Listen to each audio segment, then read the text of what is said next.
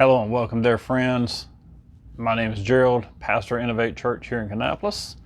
We're on here for our Psalm reading, which we do every day except for Sundays. And if this is your first time, welcome. If you've been here many times, welcome to you as well. As always, our hope and our prayer is just that you are blessed and encouraged by the sharing of God's Word with you. Tonight is Psalm 76. It is entitled, Who Can Stand Before You? In Judah, God is known. His name is great in Israel. His abode has been established in Salem, his dwelling place in Zion. There he broke the flashing arrows, the shield, the sword, and the weapons of war. Glorious are you, more majestic than the mountains full of prey. The stout-hearted were stripped of their spoil. They sank into sleep. All the men of war were unable to use their hands. At your rebuke, O God of Jacob, both rider and horse lay stunned.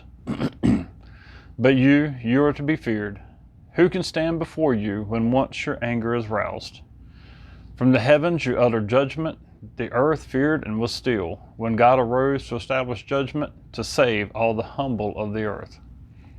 Surely the wrath of man shall praise you. The remnant of wrath you will put on like a belt. Make your vows to the Lord your God and perform them. Let all around him bring gifts to him who is to be feared, who cuts off the spirit of princes, who is to be feared by the kings of the earth. For many of us, myself included, when I was first introduced to Jesus, it was the usual way, that it was fear-based. I was going to hell if I didn't know Jesus. And as a kid, that kind of wrecked me. I can remember actually crying to my mother, because of course I didn't want to go to hell. But she helped me kind of understand, she was actually mad at the kid who shared Christ with me, in the way that he did. But it was actually VBS that I accepted Christ to begin with. But a lot of times we don't want to think about that side. We don't want to think about God and the fear that comes with him. And I don't mean fear of, I'm doing wrong and he's going to punish me or he's going to banish me for eternity. Although, if we do not accept Christ, that is a very real possibility. God sent his Son because he loves us, not because he wants us to fear him, but because he loves us. But God is a holy God.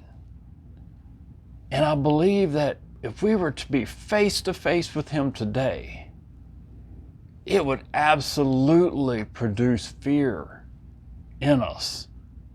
It would produce fear in me, and I trust his Son. But whenever we're face to face with the one that created all, and the one that is pure and holy, Old Testament people were told if they looked upon the face of God, they would die. I believe that might be the inclination of us if we saw him face to face today. So we have right to fear God, a reverent fear, a fear that recognizes how holy, how big, how huge he is, and how bad, how wrong and sin-stained we are. Because we are. You may think you're a good person, but I promise you, when measured with the King of Kings, you're evil. And we don't like to hear that. We don't like to call ourselves that. But again, when compared with the great God I am, who is holy and righteous and nothing unclean in him, all we can say about ourselves is we are evil. But God, I love that sentence, but God has sent his Son to grant us a right standing with him, to grant us freedom from sin, to grant us eternity with the Lord, because he loves us. Fear him because of his greatness, but love him because he loves you. Friends, as always, I pray it's been a blessing and encouragement to you. And if it is, shoot this with somebody else. Share it so that they too can be blessed and encouraged. Thanks again for joining us, and we'll be back on again tomorrow. Have a blessed evening.